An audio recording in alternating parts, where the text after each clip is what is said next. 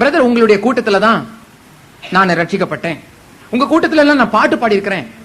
கொயர்ல நான் பெரிய பாட்டு பாடி இருக்கிறேன். கூட்டத்தோட சுசேஷ ஊழியம் செய்வேன். எல்லாம் நான் நல்லா செஞ்சிட்டு இருந்தேன். ஆனா திடீர்னு என்னுடைய வாழ்க்கையில ஒரு பெரிய புயல் வந்துச்சு. நானு என்னுடைய ஜீவியத்துல ஒரு பெரிய ஒரு குழப்பத்துக்குள்ள ஆயிட்டேன். நான் ஒரு பெண்ணை நேசிச்சேன். ஆனா என்னுடைய குடும்பத்தில் இருக்கிறவங்களுக்கு அவர் பிடிக்கல. அது உடனே எங்க அப்பாவுக்கும் எனக்கும் வாக்குவாதம் உண்டாச்சு. நான் நேசிச்ச பெண்ணை நான் எப்படியும் கல்யாணம் பண்ணணும்னு தீர்மானம் பண்ணி உடனே வீட்டை விட்டு நான் வெளியே வந்துட்டேன். ரிஜிஸ்டர் ஆபீஸ்க்கு போய் நான் ரிஜிஸ்டர் மேரேஜ் பண்ணிட்டேன். இப்ப நாங்க ஒரு வாடகை வீட்டை எடுத்து அதில் நாங்க குடியிருக்கிறோம். எனக்கு நல்ல பணமும் கிடைச்சது. லோன்லாம் எடுத்துக்கிட்டோம். கல்யாணம் ஆன புதுசு நாங்க ஹனிமூனுக்காக பல இடத்துக்கு நாங்க போனோம். அவ எங்கெங்க போகணும்னு சொல்றாளோ அங்கெல்லாம் நான் கூட்டிட்டு போனேன். ரொம்ப நல்லா இருந்தது டாக்டர், ரொம்ப நல்லா இருந்ததுயா. முதல் மாசம் ரொம்ப நல்லா இருந்துச்சு. 2வது மாசம் ரொம்ப நல்லா இருந்துச்சு. 3வது மாசம் ரொம்ப நல்லா இருந்துச்சு. 5 மாசம் 6 மாசம் 8 மாசம் ஆச்சு. ரொம்ப நல்லா இருந்துச்சு. ஆனா 9வது மாசம் வரும்போது பிரச்சனை, பயங்கரமான பிரச்சனை. என்னுடைய மனைவினால எனக்கு சமாதானம் இல்லை.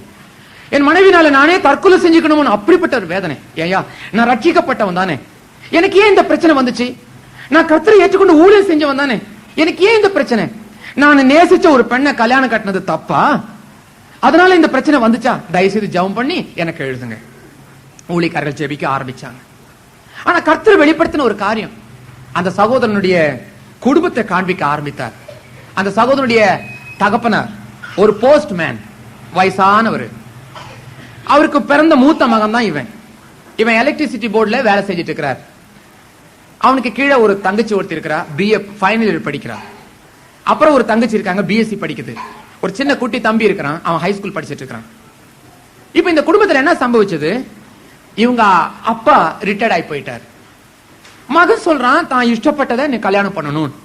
ஆனா அவளோ வேற ஜாதியை சேர்ந்த, வேற ஜாதினாக்கா வேற தெய்வத்தை வணங்குகிறவள். ஜீவிக்கிற தெய்வத்தை வணங்காம விக்கிரகங்களை வணங்குறவள். அதுதான் நான் சொல்றேன், ஜாதி கட்டு காரியத்தை குறிச்சு அல்ல. வேற விக்கிரகத்தை வணங்குகிற ஒரு பெண்ணோடு உள்ள இணைப்பை பெற்றோர் தகப்பனாருக்கு விருப்பம் இல்லை. ஆகவே வாக்குவாதம் உண்டாச்சு. உடனே இவன் சொல்லிட்டான், கோவத்தோடு வெளியே வந்துட்டான். இப்போ குடும்பத்தை நடத்த வேண்டியது யாரும் இல்லை. இவனை தான் நம்பி அந்த குடும்பம் இருந்துச்சு. இவன் சம்பளத்தில் தான் அந்த குடும்பம் நடத்த வேண்டியது. ஏன்னா அப்பா ரிட்டையர்ட் ஆகி போயிட்டாரு. இவனுக்கு வேலை வாங்கி தரத்துக்காக அந்த அப்பா வயசானவர் என்னென்ன கஷ்டப்பட்டிருப்பாரு நீங்க நினைக்கிறீங்க? எத்தனை பேருடைய காலை பிடிச்ச என்னுடைய மகனுக்காக, நீங்க மூத்த மகன், இந்த குடும்பத்தினுடைய பொறுப்பே அவன் தான் இருக்குது, நான் இன்னும் ரிட்டையர்ட் ஆகிறது கொஞ்ச நாள் தான் இருக்குது, எப்படியாவது என் மகனுக்கு வேலை தர மாட்டீங்களா கெஞ்சி கூத்தாடி அந்த வேலையை வாங்கி கொடுத்திருப்பாரு. ஆனா கடைசியில பாருங்க, விட்டு விட்டே இந்த பையன் போயிட்டான். இப்ப அந்த வீடு எப்படிப்பட்ட வேதனையில் இருக்கு தெரியுமா? மூத்த மக BAக்கு போறா, காலேஜுக்கு போகணும்னா பஸ்ல ஏறிதான் போகணும். கன்செஷன் டிக்கெட் பணம் கொடுத்து டிக்கெட் வாங்கணும். பணம் கேட்கிறா காலேஜுக்கு. அப்பா சொல்றாங்க, எந்த பணத்தமா நான் உனக்கு தர்றது? நானே கூலி வேலை செஞ்சுதான் உன்னை காப்பாத்திட்டு இருக்கிறேன். பஸ்ஸுக்கு பணம் கொடுக்க எனக்கு முடியாது, நீ இனிமே காலேஜ் போகாத, நின்னுடு. அப்பா ஒரே ஒரு வருஷம் தான்ப்பா இருக்குது, நான் எப்படியாவது போய் படிச்சிடறேன்ப்பா. இல்லம்மா கடன் வாங்கி தாப்பா, அது எப்படிமா அடைக்க முடியும்? என்னால முடியாது. அவ கண்ணீர் விட்டா. அவ காலேஜ் நின்று போச்சு. 2வது மக அவளும் காலேஜ் படிக்கிறா, அவளையும் நிறுத்திட்டாங்க. 3வது பையன் தான் லோக்கல் ஹை ஸ்கூல் போயிட்டு இருக்கிறான். அவ கண்ணீரோட இருக்கிறா. மூத்த மகளுக்கு என்ன ஆச்சு தெரியுமா? காலேஜ் இந்த கடைசி தரன நல்ல மார்க் வாங்கிட்டு இருந்தவா திடீர்னு நிறுத்தப்பட்ட உடனே அவளுக்கு ஷாக் உண்டாயி பைத்தியம் பிடிச்சிருச்சு. யாரோடையும் பேசுறது இல்ல, ஒரு பக்கமா இப்படியே பாத்துக்கிட்டே தான் இருப்பா. சாப்பாடு ஊட்டி கொடுத்தா சாப்பிடுவா, டிரெஸ் உடுத்தினா உடுத்திக்குவா, அப்படிதான் இருப்பாவா. இவ கண்ணீரோட அப்படிப்பட்ட ஒரு பைத்தியம் பிடிச்ச நிலைமையில மூத்த சகோதரி இருக்கிறா. இளைய சகோதரி வீட்டு வேலை எல்லாம் கவனிக்கிறா. அவங்க அம்மா அங்க அடுப்பு பக்கத்துல சாப்பாடு வெந்துட்டு இருக்குது, கணத்துல கையை வச்சுட்டு கண்ணீர் விட்டுட்டு இருக்கிறாங்க.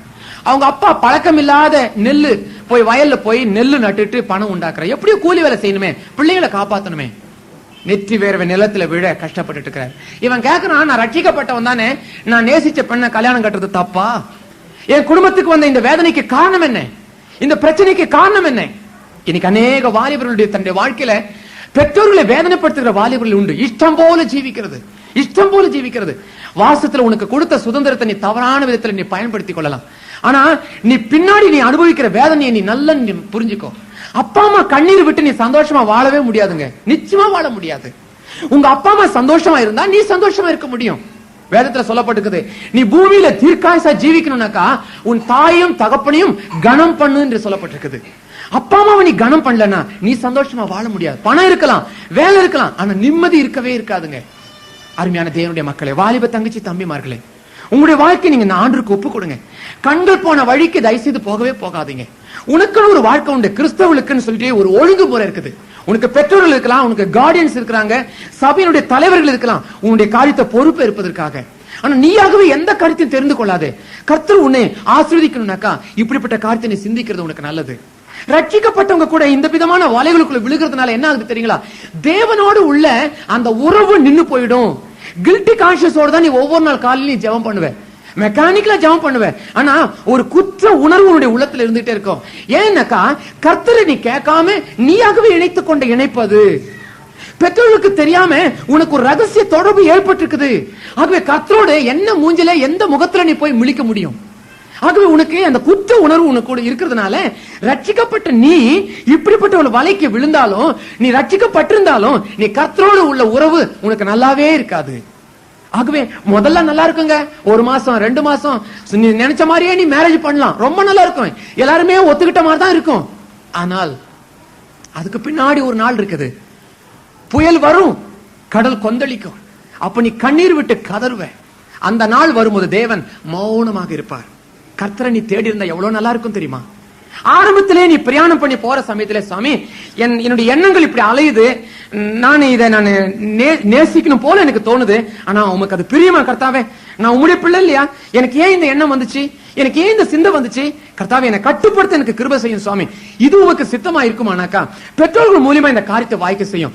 சாட்சி கட்ட நிலைமையில அங்கேயும் இங்கேயும் நாங்க சுத்தி தெளிஞ்சு, கர்த்தாவே ரட்சிக்கப்பட்ட இவன் பத்தியா, அவளோட போறா, அவனோட போறான் பத்தியா என்னெல்லாம் மத்தவங்க உம்மை தூஷிக்காதபடி என்ன நான் கட்டுப்படுத்த எனக்கு கிருபை செய்யும். என்னுடைய எல்லா வாழ்க்கைக்கு நீர்தான பொறுப்பு சுவாமி என்று சொல்லி வாலிப தங்கச்சிமார் தம்பிமார்கள் அப்படிப்பட்ட ஒரு தீர்மானம் செய்வீங்கன்னாக்கா குற்ற உணர்வோடு கூட கர்த்தருக்கு முன்னாடி நீங்க நிக்க வேண்டிய அவசியமே இல்லை. உனக்கு ஒரு வாழ்க்கை உண்டுமா தம்பி, உனக்கு ஒரு வாழ்க்கை உண்டு. கர்த்தரே உனக்கு அமைச்சு தருவார். கர்த்தரை நம்பினவங்க இதுவரைக்கும் கைவிடப்பட்டதே கிடையாது. ஆரம்பம் உனக்கு சந்தோஷமா இருக்கலாம், கிறிஸ்து இல்லாத வாழ்க்கை ஆரம்பம் உனக்கு சந்தோஷமா இருக்கலாம், ஆனா அதுக்கு பின்னாடி வருகிற விளைவுகளை நீ தான் அனுபவிப்பேன். இந்த படகுக்கு வந்த வேதனை என்ன? ஆரம்பம் ரொம்ப நல்லா தான் இருந்துச்சு, கொஞ்ச தூரம் போற வரைக்கும் ரொம்ப நல்லா இருந்துச்சு, ஆனா அதுக்கப்புறம் இருள் வந்தது. இருள் என்று சொன்னா என்ன அர்த்தம்? இருள் என்று சொல்வது கர்த்தருடைய சந்தோஷம் இல்லாத ஒரு காரியம். இருளுக்கு அப்புறம் கொந்தளிப்பு எல்லாம் வர ஆரம்பிச்சிருச்சு. உன்னுடைய வாழ்க்கையில இருள் வந்திருக்குதா? உன்னுடைய ஜீவிதத்துல இருள் இருக்குதா? வாசிச்சு பாருங்க. யோவான் எழுதின சுவிசேஷம் 3ஆம் அதிகாரம் 20வது வசனம் சொல்லுது, தீமையை பகைக்கிறவன் பொல்லாங்கு செய்கிற எவனும் ஒளியை பகைக்கிறான், தன்னுடைய கிரியைகள் கண்டிக்கப்படாதபடிக்கு ஒளியினிடத்திலே வராதிருக்கிறான். அவன் வெளிச்சத்துக்கு வரத்துக்கு பிரியம் இல்லை. ஏன்? தன்னுடைய கிரியை வெளியே தஞ்சிருமே. முன்ன மாதிரி போல்டா பேச மாட்டான், ஜெபிக்க மாட்டான், கூட்டத்துக்கு வர மாட்டான், ஜெப கூட்டத்துக்கு வர மாட்டான். ஏன்? Something wrong. என்னமோ ஒரு தம்பிக்கு என்னமோ ஒரு விஷயம் வந்துருச்சு, குடும்பத்துல என்னமோ ஒரு காரியம் வந்துருச்சு, அதனாலதான் இப்ப ஃபெலோஷிப்புக்கு வர்றது இல்ல. நல்லா நீங்க தெரிஞ்சுக்கலாம். முன்ன நல்ல ஊழியத்துக்கு வருவாங்க, முன்னெல்லாம் நல்லா பிரசங்கம் பண்ணுவாங்க, நல்லா பேசுவாங்க, நல்லா பாடுவாங்க. ஆனா இப்ப ஏன் அந்த உற்சாகம் இல்லைனாக்கா உன்னுடைய வாழ்க்கையில என்னமோ ஒரு காரியம் இருக்குது. தீமை செய்யறவன் வெளிச்சத்துக்கு வர்றதுக்கு பயப்படுவாங்க, அவன் வெளிச்சத்துக்கு வரவே மாட்டான். ஒரு இடத்துல ஜெபம் பண்றதுக்கு கூட்டம் முடிஞ்சிச்சு, நான் தங்கன வீட்டுல இருக்கிறவங்க ஜெபிக்கிறதுக்கு அன்னைக்கு ராத்திரி வந்தாங்க. ஏன்னா விடிகாலம் போயிடுவேன் இல்லையா, அதனால ராத்திரியோட ராத்திரியா ஜெபிச்சலாம்னு சொல்லி முதல்ல என்ன பண்ணாங்க, அந்த வீட்டினுடைய தலைவர் வந்தார், ஜெபம் பண்ணார். ஜெபம் பண்ணும்போது தேவனுடைய ஆவியானவர் வெளிப்படுத்தின சில காரியங்களை கேட்டு கண்ணீர் விட்டு அழுது கொண்டே போனார். அப்புறம் அவங்க அம்மா அதனுடைய மனைவி கேட்டாங்க, என்னங்க நான் கல்யாணம் கட்டி இத்தனை வருஷம் நான் தான் அழுதுக்கணும் தவிர நீங்க அழுத நான் பார்த்ததே கிடையாது, இது எப்படிங்க, இது என்ன விஷயம்? அப்பதான் அவர் சொன்னாரு, என்னுடைய வாழ்க்கையின் அநேக ரகசியங்கள் தேவ ஆவியானவர் வெளிப்படுத்தினார். அடுத்தது அந்த சகோதரி வந்தா ஜெபம் பண்ணாங்க, அவங்க போயிட்டாங்க. அடுத்தது மகள் வந்தா ஜெபம் பண்ணி போயிட்டாங்க. அடுத்தது இன்னொரு மகள் இருக்கிறா, அவளும் ஜெபம் பண்ணி போயாச்சு. 3வது ஒரு பையன் இருக்கிறான், அவன் இப்பதான் காலேஜுக்கு போயிருக்கிறான். அவனை போய் சமய எல்லாம் ஜெபம் பண்ணியாச்சு, நீ போய் ஜெபம் பண்ணுப்பா. நான் போக மாட்டேன். நீ போப்பா, நீ என்ன எல்லாம் ஜெபம் பண்ணி, நீ மாத்திரம் என்ன? இல்ல நான் விடிகாலம் ஜெபிச்சுக்குவேன். இல்ல தம்பி, குடும்பமா நம்ம ஜெபம் பண்ணிருக்கிறோம், நீ போய் ஜெபம் பண்ணிட்டு வா. அவனுக்கு அது இஷ்டம் இல்ல. அப்பாவுக்கு ரொம்ப கோவம் வந்துருச்சு, என்னடா நீ இப்படி பிடிவாதம் பண்ற, அவர் காத்துட்டு இருக்காரு, போய் ஜெபம் பண்ணிட்டு வா. அப்ப அவன் ஒரு கண்டிஷன் சொன்னான், சரி நான் போறேன், ஆனா நீங்க யாரும் பக்கத்துல இருக்க கூடாது, பக்கத்துல யாரும் நிக்க கூடாது அப்படின்னு சொன்னான். சரிடா நீ போய் ஜெபம் பண்ணிட்டு வாடா அப்படின்னு சொன்னேன். நேரம் அவன் உள்ள வந்தா என்ன பண்ணான், கதவை தாப்பால் போட்டான், ஜன்னல தாப்பால் போட்டான், இந்த ஜன்னல தாப்பால் போட்டான். தாப்பால் போட்டு ஓடி வந்து கீழே பண்ணிச்சு, டாக்டர் டாக்டர் நீங்க ஒண்ணு பேசாதீங்க, ஜெபம் பண்ணி மாத்த அனுப்பிச்சீங்கன்னா போதும், நீங்க ஒண்ணு என்கிட்ட சொல்லாதீங்க, ஒண்ணு சொல்லாதீங்க அப்படின்னு அவன் ஓன்னு ஆள ஆரம்பிச்சான். என்ன மன்னிச்சிருக்க டாக்டர், என்ன மன்னிச்சிருக்க. ஏன் அப்படி அழுதான் தெரியுங்களா? உடனே அவனை தூக்கி, என்னம்மா ஏன்பா அழுகிறேன், என்ன விஷயம்?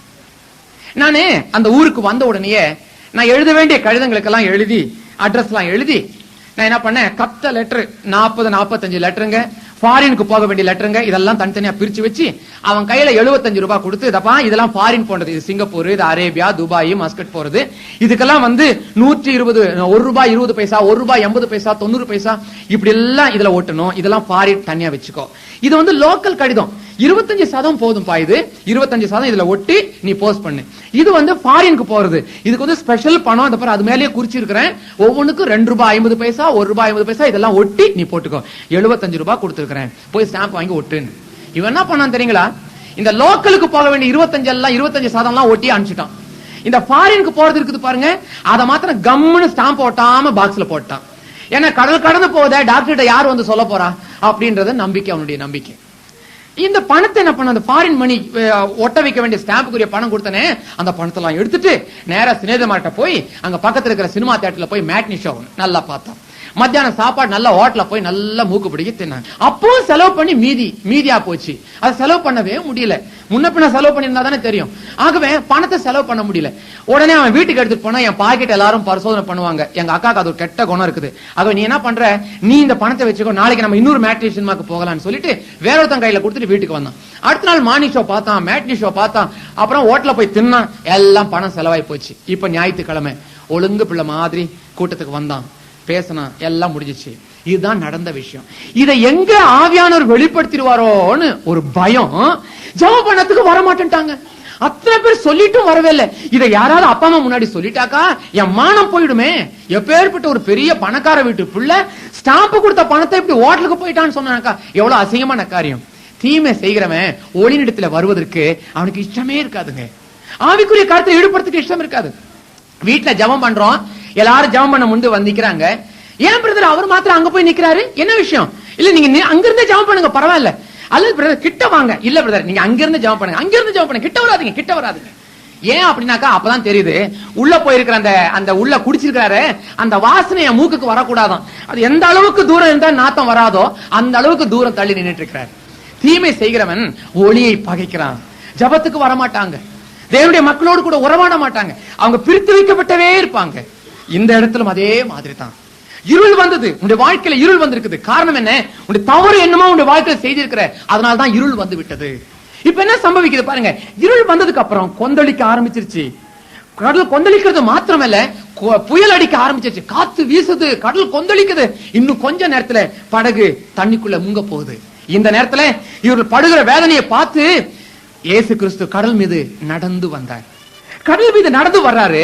அவரை பார்த்த உடனே இவங்க நினைச்சிட்டாங்க என்னவோ ஒரு பெரிய ஆவேசம் போட்டிருக்குது, இது என்னங்க, இது கடல் மீது நடந்து வருது, இது என்னவா இருக்கும். அவரை ஏத்துக்கொள்றதுக்கு அவங்க விருப்பப்படவே இல்லை, பயந்தார்கள். வேத புத்தகம் சொல்லுது. ஏன் பயம்? எதுக்காக பயம்?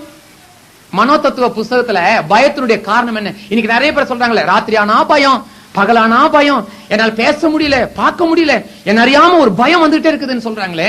அதுக்கு காரணம் என்ன? மனோதத்துவ ரீதியில சொல்ல போனா, சந்தேகம் இருக்கிறவனுக்கெல்லாம் பயம் வரும். சந்தேகம் இருக்கிறவனுக்கெல்லாம் ராத்துல படுத்து பெட்ஷீட் எல்லாம் போட்டு தலையெல்லாம் முடிக்குவாங்க நிறைய பேர். கொஞ்சம் சின்ன கேப் கூட தெரியவே கூடாதுங்க அந்த பெட்ஷீட்டுக்குள்ள. அந்த சின்ன பிள்ளைங்க எல்லாம் எடுத்து போட்டுக்குவாங்க. எப்படியாவது ராத்துல இப்படி கொஞ்சம் அந்த கேப்ல தெரிஞ்சாக்கா அது என்ன, அது ஜன்னல் பக்கம் என்னமோ ஆடுது, அது என்னங்க, அது வாழை இலை ஆடுதுங்க, அல்லது அந்த மரத்தினுடைய கிளை ஆடுது. இவருக்கு ஏன் அந்த பயம்? என்னோட கூட வந்த அந்த ஊழியக்காரர் பயப்பட்டு என் பேண்ட பார்த்தே பயப்பட்டாரு. அதே மாதிரிதான் சந்தேகம் இருந்தா பயம் வரும். இவங்க இயேசு கிறிஸ்து இவளை ரட்சிப்பதற்காக, இவளை காப்பாற்றதுக்காக வர்றாரு. ஆனா இவங்க பயப்பட்டாங்க. இன்னைக்கு கிறிஸ்துவனுடைய வாழ்க்கையில பாருங்க, இந்த சந்தேகம் இருக்கிறதுனால தான் சரியான தேவனை அவங்க நம்புறதுக்கு அவங்களுக்கு முடியல. உன் வாழ்க்கையில சந்தேகம் இருக்கிறதுனால தான் உனக்கு வியாதி சுகமாகறதுக்காக அவன் சொன்னான் இவன் சொன்னான்னு சொல்லிட்டு அங்க போய் மந்திரிச்சு கட்டுற, இங்க போய் மந்திரிச்சு கட்டுற, என்னென்னமோலாம் மந்திரிச்சு எல்லாம் வீட்டுல வாங்கி வச்சுக்கிறேன், தகர்த்த வாங்கி வச்சுக்கிறேன், ஜோசியம் பாக்குறேன், கைரேகை பாக்குறேன். ஏன் சந்தேகம்? நம்ம எவ்வளவு நாள் இருக்க போறோமோ இல்லையோ, இந்த வியாதி சுகமாகுமோ ஆகாதோ, கிறிஸ்துவ தானே, என்னத்துக்காக நம்ம அங்கெங்கெல்லாம் போகணும்? இதே திருகோண மலையில உங்களுக்கும் சில கெட்ட பழக்கங்கள் என்ன தெரியுங்களா? தவறான மற்ற தெய்வத்துக்கு வணங்கின அநேக மந்திரிச்ச காரியங்களில் நீங்க ஈடுபடுறீங்க. இதுதான் ஆவியானவர் காண்பிக்கிற ஒரு முக்கியமான காரியம். மந்திரிச்ச காரியம் உடைய வீட்டுல இருக்குதா? மந்திரம் தந்திரங்களில் நீ ஈடுபடுறியா? பில்லு சூனிய கட்டுகளில் நீ ஈடுபடுறியா? கேட்டாக்கா என்ன பண்றதுங்க? ஜெபம் பண்ண, கர்த்தர் எனக்கு சுகம் கொடுக்கலையே. அங்க அற்புதம் நடந்துச்சே, இங்க அற்புதம் நடந்துச்சுன்னு சொல்லுவாங்க. எங்க இல்ல நினைச்சிட்டு இருக்கீங்க? எல்லா இடத்துலயும் அற்புதம் நடக்குதுங்க. அற்புதத்தை நடக்கிறதுனால நம்பி ஏமாந்து போயிடாது. ஒரே ஒரு காரியம் நீங்க புரிஞ்சுக்கொள்ளணும், பிசாசுக்கும் அற்புதம் உண்டாக்குற சக்தி உண்டு. பிசாசும் அற்புதம் செய்ய முடியும். மோசையுடைய காலத்துல மோசை தடியை கீழே போட்டப்போ பாம்பா மாறிச்சு. அதே மாதிரி மந்திரவாதிகளும் செஞ்சாங்க. மோசை என்னென்ன செய்தானோ அத்தனை அதிசயங்களையும் மந்திரவாதிகளும் செய்தாங்க. ஆனா ஒரு பேனை உண்டாக்க முடியல. பேனை மோசை உண்டாக்கினா, அவன் உண்டாக்க முடியல.